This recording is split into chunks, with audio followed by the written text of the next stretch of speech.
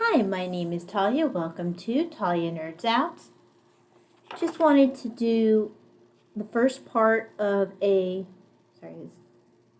did my clip, looks like I left a little bump. Anyway, want to do a first part of what should be a two-part book haul for this month. And I do have more coming in today, so that's where the second part will come in. But I'm just going to go ahead and jump right into it because I have another video that I want to record as well. But there is, let me start with the religious stuff first, or the overtly, no, I would just say the religious stuff first because I actually don't have any religious art ones this time around. So this one, I honestly should have picked up a long time ago. A lot of times, people will talk about one of the more recent councils in the Catholic Church, and there are discussions between people who are ultra-conservative, ultra-traditionalist is probably more correct, and then those who, are going with what the council stated. But what happens a lot is this particular council is very poorly understood by a lot of people because it was used by some people to push an agenda, and so because a lot of people didn't read the documents, they believed that these other agendas were actually what the council allowed for. So I figured that I should probably actually read the documents myself. I am already aware of the fact that most people who are highly anti-Vatican II are not actually familiar with the actual documents. So, yeah. I figure it's better to read about it, educate myself so I can have more nuanced conversations and also correct misconceptions if they happen to come up in conversation. Not that I end up having a lot of those kind of conversations anymore because I am homebound. Go figure, for someone who enjoys researching, partially because of misconceptions that come up for one reason or another, I actually don't have a lot of contact with other people. So that is kind of funny.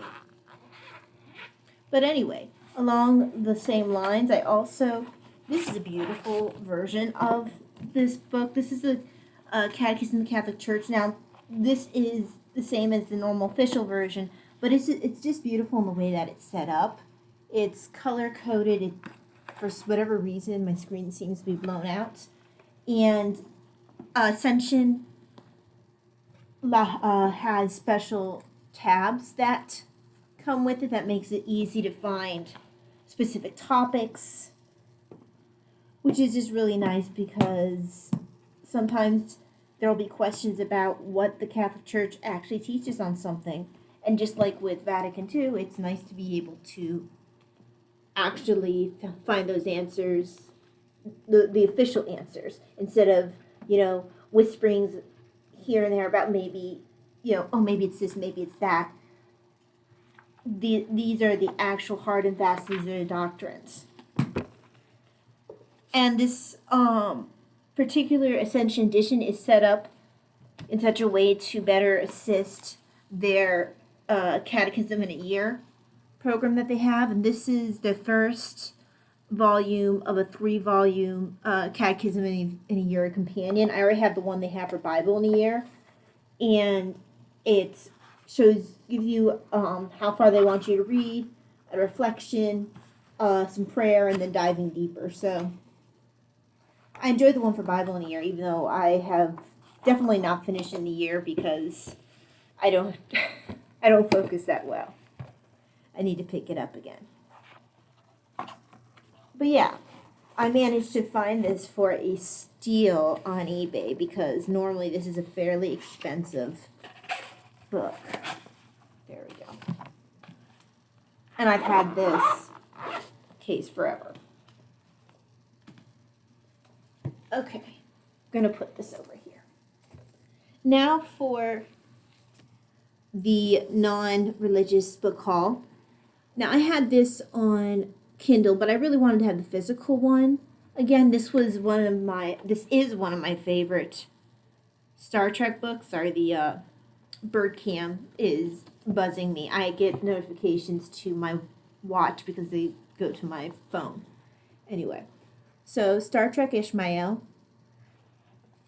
This is very similar. Oh, looks like this was in a... Oh, they actually did a stamp for the bookstore. I had a physical copy of this book at one time. Then I destashed a bunch of books, and I needed to not just destash books, apparently, because I always end up wanting to pick them up again. So I'm happy to have this again.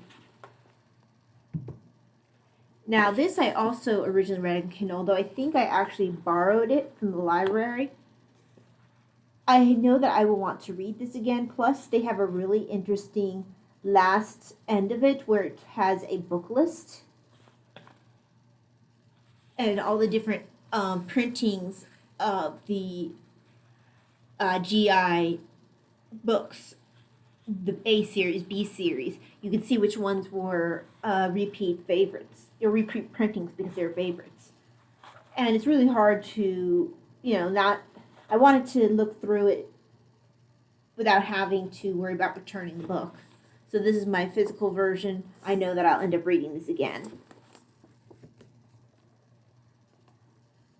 I guess technically this has religious tones to it as well. Galileo Goes to Jail and Other Myths About Science and Religion, edited by Ronald L. Numbers. And this particular book, apparently, this is recommended in, or not even recommended. I was reading an article about the Catholic Church's position on dissection through history and everything. And I was a bit surprised to find out that even from the beginning, the church never has had a stance against dissection. So, which was very interesting to find out. There might have been points where they didn't necessarily promote it, but it was never something that was forbidden. And one of the sources that was cited, and this came from a Catholic bioethics magazine, I want to say, and very well written article, cited sources, everything like that. And this is one of the sources that was cited, and this is called Galileo Goes to Jail and Other Myths About Science and Religion. And I think I already said that. But Ronald Numbers has recruited the leading scholars in this new history of science, science and religion, to puncture the myths from Galileo's incarceration to Darwin's deathbed conversion to Einstein's belief in a personal God who didn't play dice with the universe. The picture of science and religion at each other's throats persists in mainstream media and scholarly journals, but each chapter in Galileo Goes to Jail shows how much we have to gain by seeing beyond the myths. And apparently, when I was reading this description on eBay, they were saying that this wasn't just research that was put together by, just checking the binding of this, put together by Christian or Catholic scholars. That you had atheists, you had everyone across, I believe they had someone who was Jewish, everyone across the board, just so that way there was no bias interfering with the reliability or the just nothing that can make people go like, oh, well, of course you'd say that because you have XYZ bias. No, they really did try to make sure that they have enough scholars together of varying beliefs, which I thought was interesting. Now, it looks like someone used this for school, and I'm going to leave their sticky note in here. It says copyright page. Then I know they had another one where they circled myth 5 that the medieval church prohibited human dissection, which is amusing because this is what actually led me to this book. And then they also circled myth 19, that Darwin and Haeckel were complicit in Nazi biology. And at least they made their circles in pencil. So, yeah, I really look forward to actually reading this. It looks like the binding might, while it's intact, I might have to make sure I'm a little careful with it. But yeah, this just looks like it is going to be excellent. Sorry, my screen disappeared for a second. I forgot to put on my little, there we go. I have something that keeps my mouse moving to keep that from happening. There we go. Because my screen blacks out randomly. Let me take another drink.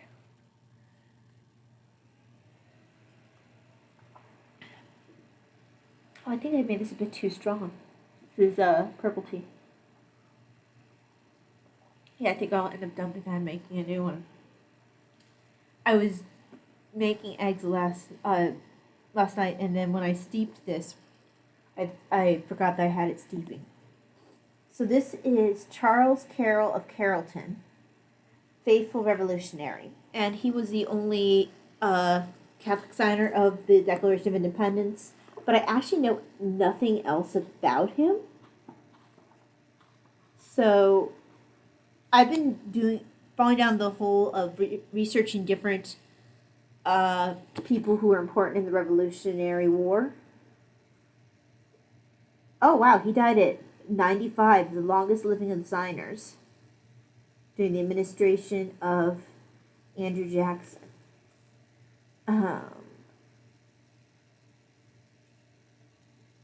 Yeah, he.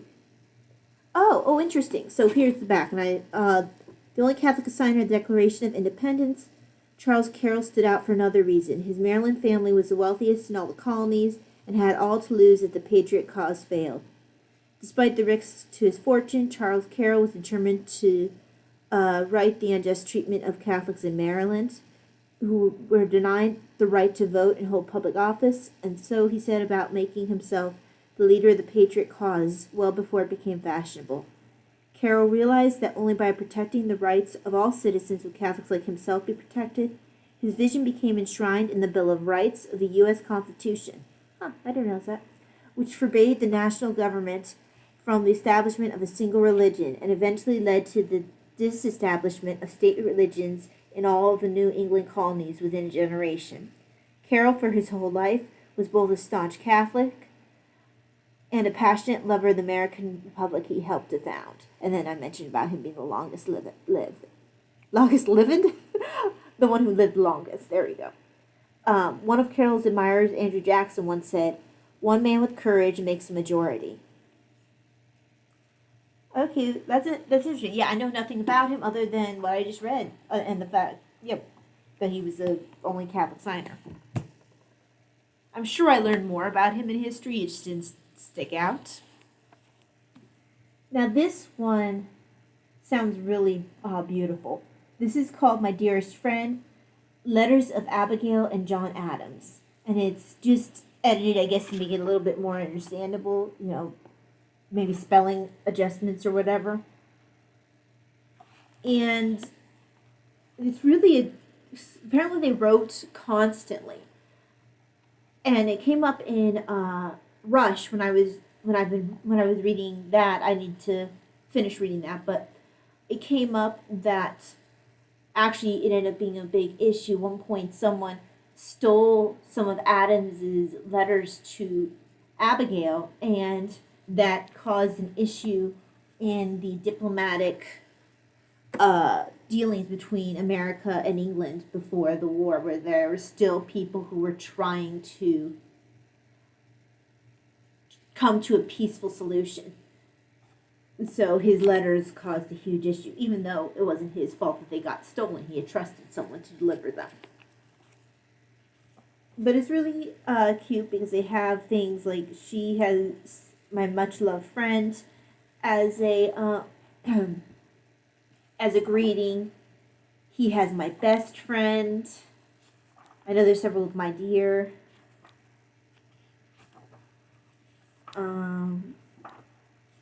My dearest friend. Another my dearest friend.